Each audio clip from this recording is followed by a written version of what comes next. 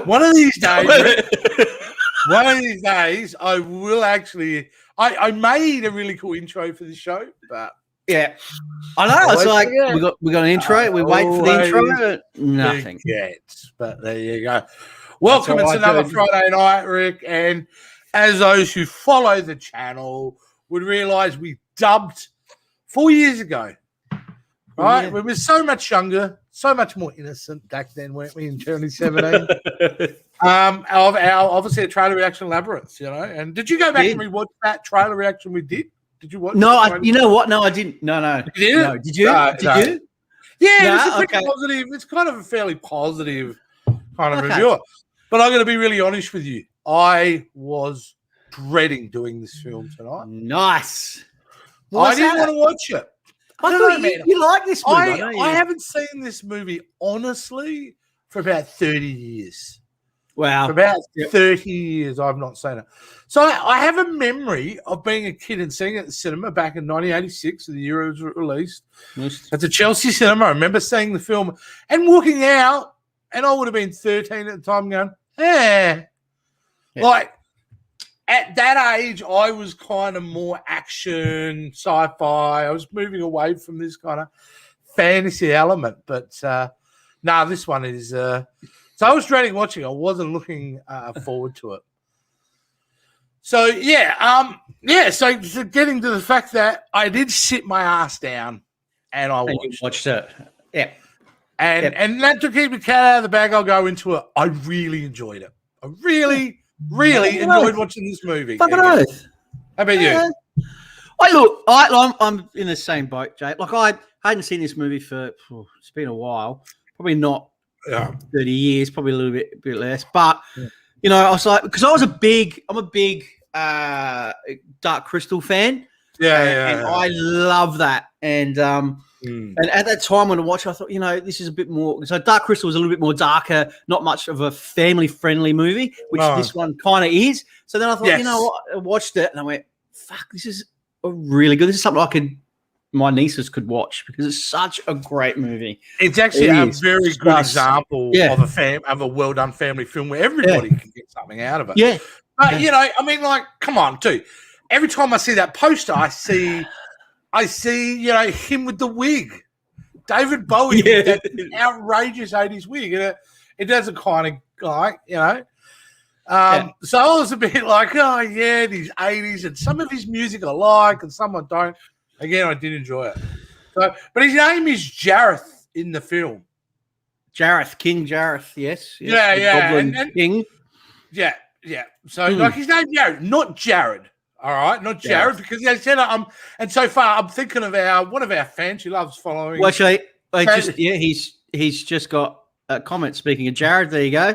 I'm a heavy metal fan. You know that I fucking love that. What's funny that Jared says that, because I kept getting confused and thinking the main character's called Jared, which he isn't. Yeah. So I thought to myself, well, what if Jared was Jareth?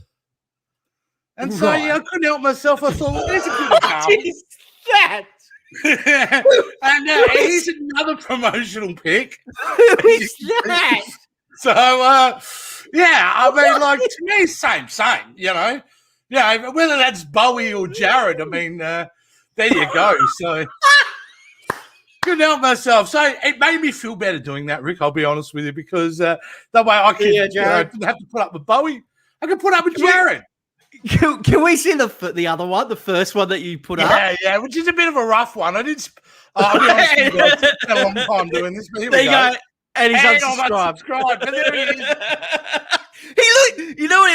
is. He looks like that Ricky Gervais thing happening. I know. I was thinking David Spade on that one. Joe Dirt, a bit of Joe Dirt action there. This is the way guys who run a channel. You grab your followers and fans and supporters, and then you mock them live on the internet. And then they unsubscribe. So it's all right. And he unsubscribed. So, couldn't help myself. Couldn't help myself. Very cool. Yeah. So, back to the movie. I had a blast, mate. I had a real blast with it. Yeah. I really did. I was shocked and surprised how much I enjoyed it. The thing that I thought I'd have the most issue with would have been the effects. There is none. You know what I mean? But actually, again, it was the level of detail and work that Jim Henson's company was doing at the time, and it still holds up today. I mean, there's a couple of bits and pieces that are a bit shaky in this day and age, but yeah. But they use CGI in this film. Did you notice that? No, well, see, I heard they didn't do any CGI. It was completely non-CGI. It was all puppets. Well, the title, the owl was computer generated.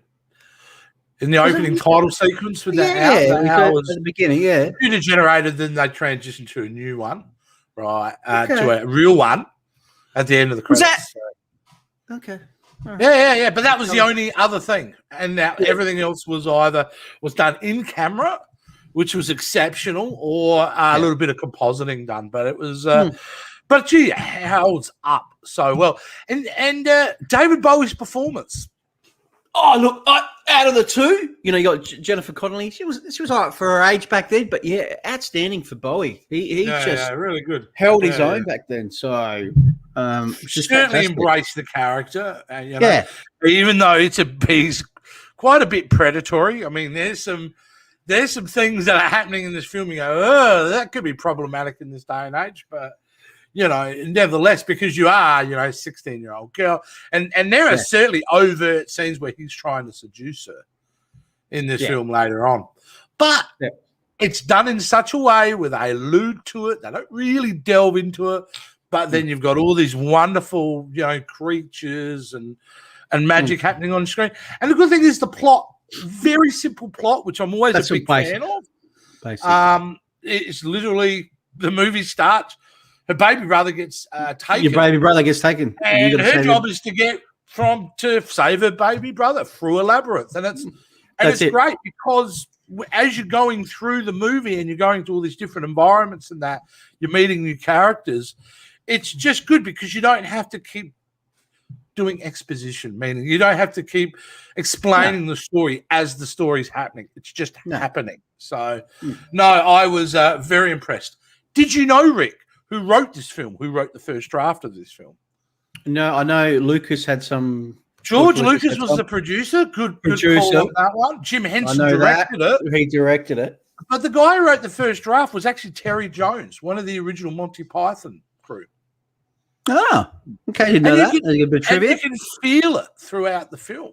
You know what I mean? That kind of humor and things like that. So, a bit of an interesting kind of tidbit, but. Yeah, they shot this whole thing. Like I actually watched a little bit of a making of today as well. And it was astounding how they made this film. It really was. Everything had to work together. That scene where he sings about the baby. And there's like 100 creatures in the room, and he's doing that song trying to cheer up the baby. And the dance magic scene. Yeah. Dance magic, yes. As Jared pointed out, our who should have really been cast in the role. It's 100%. They fucked up there by not casting. So good. Jared, you should. Anyway, just going on that, there is a bit of trivia which I've got actually on that one scene which you were talking about. Hit me with exactly the same what you were talking about with that. So that dance, but there was over 48 Muppets in that one scene, 52 puppeteers. And there was 8 people in the Goblin costume, which was amazing. Like, and that's the thing people got to understand how much was behind the scenes and how many people were involved just to bring that out. And credit to Bowie to actually have that sort of kind of relationship with a puppet. Like you know what I mean? Like it's hard to act when it's not a real person there. So especially back then. So it's great. And I love that. How good was Hoggle though? Hoggle, I liked him as a character. He was a bit ambiguous. But the fact that it was a performer, a little person inside that was still having to perform. Then you had 4 remote control guys controlling all the facial movements. Incredible. It's incredible. Like, but we're not here to praise the making of. I think we're just here to praise. Is it a movie that still holds up today? Yes. And I'll be honest with you, in the first couple of minutes, I'm like, it's a little bit slow, but Yeah, it does. Once it gets into the Labyrinth, it's just such a good ride, and it's one of those films where you don't know where it's going to go. And it'd been so long since I'd seen it, Rick, I couldn't tell you what was going to happen before it was going to happen. So, and I didn't predict a lot of stuff. So it was a nice surprise to go back 30 plus years later, remembering elements of the film. I remember certain bits like the knocker guys, the knockers. And I remember, Odo, is it Odo? Hodo? No, something like that, yeah. Something like that. Something in there. The big creature, I remember that. But yeah, I was just pleasantly surprised how this movie plays out. I think it's a delightful film. It really does hold up. And it's one of those films I still think you can legit get your nieces, your kids, young kids to watch it, because I think it moves at a pace enough that they wouldn't get bored. And that's a big thing to say in this day and age, because a lot of us parents like to grab our kids and show them all the kids' films we loved. And actually, when you go back and rewatch them, you find they're actually quite slow. They don't make sense, a bit convoluted, and not as good as you remember. This actually lives up to it. It does play out really, really well. So I was really thrilled that I went into a movie I didn't want to watch. I was a bit meh about watching it. Yeah. God, I was thrilled to come out and go, it's a good movie. So it's a great movie. Yeah, that's right. Like you said, the pace is really good, and it's not. Looking back at it and thinking, like you said, it was a little bit slow at the beginning, but I reckon for another 30 odd years you could play it again, and it would still hold up. It's just a loved movie. It's got a timeless appeal about it. Yeah. Obviously, Bowie's hair. Wow. And there's a couple of elements of the 80s that really stick true to some of the sound. But that's what I like. That's what I like. It's the soundtrack, which is awesome. Yeah. But it is besides that pretty timeless, So what did Rotten Tomatoes think of Labyrinth? I think that's an interesting one that I'll put the screen up now, and we'll have a look, because I'm always curious, because nothing ever makes sense with these guys. Let's have a look. Labyrinth. Oh, okay. The critics give it a 73%. That means 1 in every 4 didn't like it. Okay. Which I'm actually quite surprised at. And the audience score being 86%. That'd be which, Rick, what did we watch recently? It had a massive audience score. And we hated it. Was it Mortal Kombat? No, there's Mortal Kombat. There was... there's more people who love Mortal Kombat movie than this. That's weird to me. Yeah. But let's just be a bit nosy. Let's have a look at some of the... What do they get for the reviews? Okay, let's have a look.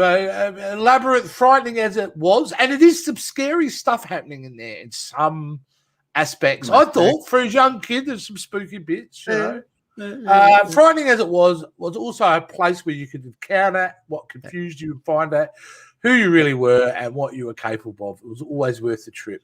Gee, that was Sarah. February. It's a bit philosophical, Sarah. That was Oz or Alice in Wonderland crossed with the middling episode of The Muppet Show. Ooh, guest starring Bowie. Suffers from a distinct lack of charm. Stephen D, like somebody didn't hug him at night. His mum didn't hug him as a child. That's what happened there. So, look, it goes on and on. It is a bit of a mixed thing, but I certainly have a strong that other one that first one, Sarah, the one that you did with Sarah, that was back in February of this year. Yeah. So it's a recent. So people are still watching kind of going back and watching it. Yeah. She works at Bitch Media. Bitch Media. I'm feeling feminism. Big fan of Bitch Media. Big shout out to Bitch Media. Anyway, that's it. I mean, honestly, I don't want more to say about this film because I think it's a great time. I think you can show it to kids again these days. Yeah. Maybe some of the younger ones, 6 and under, might get frightened at a couple of bits and pieces, but overall, it's a delight and incredibly done. The soundtrack, most of it's really good. There's a couple of great songs by Bowie, but there's a couple other tracks that annoy the hell out of me. But holds up great. Rick, what about your closing thoughts on it? Yeah, so I just got another little tidbit which I thought was quite interesting. Yeah, keep throwing them away, man. Absolutely. Which was so at the time, Michael Jackson, Prince, and Mick Jagger were considered to play the Goblin King, which I thought so go. Who was the second guy again? Mick Jagger. Mick Jagger was. Didn't you say someone Mick else? Jagger, Prince, Prince. And Michael Jackson. God damn it. Michael Jackson, because you would go, well, he was in The Wiz. Yeah. Remember that? Yeah. You know, so he'd been a performer that. Mick Jagger, absolutely. Prince would have been wild. But you know, Prince was like 5'1" or something. But he would have been the same size as Hoggle. Yeah. See, Henson, he wanted Sting to play the part, but his kids convinced him to have Bowie because they were into his music at that point. Performer. Yeah. Which was, worked out What you got there for me? I couldn't see that. We said the Dan Magic one. George Lucas, we did mention that George Lucas was the producer on it, but he chose to not do any interviews during the release of the movie. That was so he would not steal Jim Henson's thunder. Yeah. Because at the time, obviously, they were good friends before Jim Henson passed away. And then, as you know, George Lucas, Star Wars around there, which was absolutely huge. So he didn't want to steal his thunder. So, which was great. I thought it was a nice thing. And this was his last theatrical movie for Jim Henson. That was it. So, but there you go. So I couldn't imagine Michael Jackson in it. But anyway. And the thing is, though, no, they got the right balance. And they made like an exceptionally family film, which is really important because I don't know if you notice, Rick, especially on Netflix and all that, there's just inundating of family entertainment, and most of it is crap. Yeah. Honestly, most of it's crap. So it's great to have content that you can go back and, you know, the star of the movie has said that we had all these old films into family movie nights and the kids love them. Short Circuit, Labyrinth, Land Before Time. See, they're all home runs. They're all home runs in my mind. I haven't seen Short Circuit in 30 years. I've seen that probably 20 years ago. Honey, Never Ending Story was a massive film for me as a kid. I absolutely loved it. Honey, I Shrunk the Kids was good fun too. So 100%, you need that kind of catalogue when you're having family movie nights that you know that it's going to be enjoyable for everyone. That's right.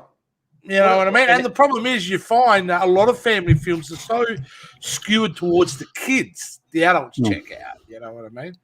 And Jared, look at all this information. Here we go. It is chick fact.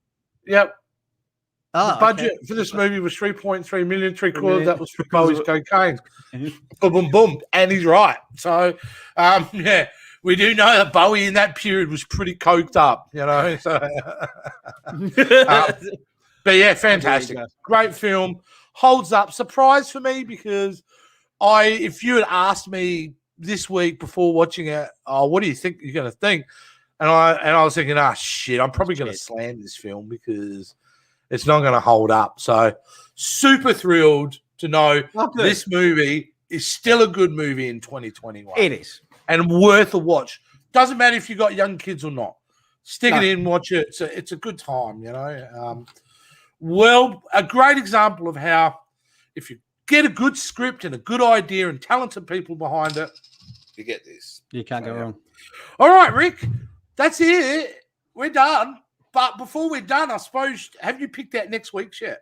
I have. You picked out next week. I have. We did this. Well, hang on, because I get really nervous about what you're going to pick. So let me just. Okay. You like this? Hit me with it. Do you think I'll like this? No, we did this a year ago.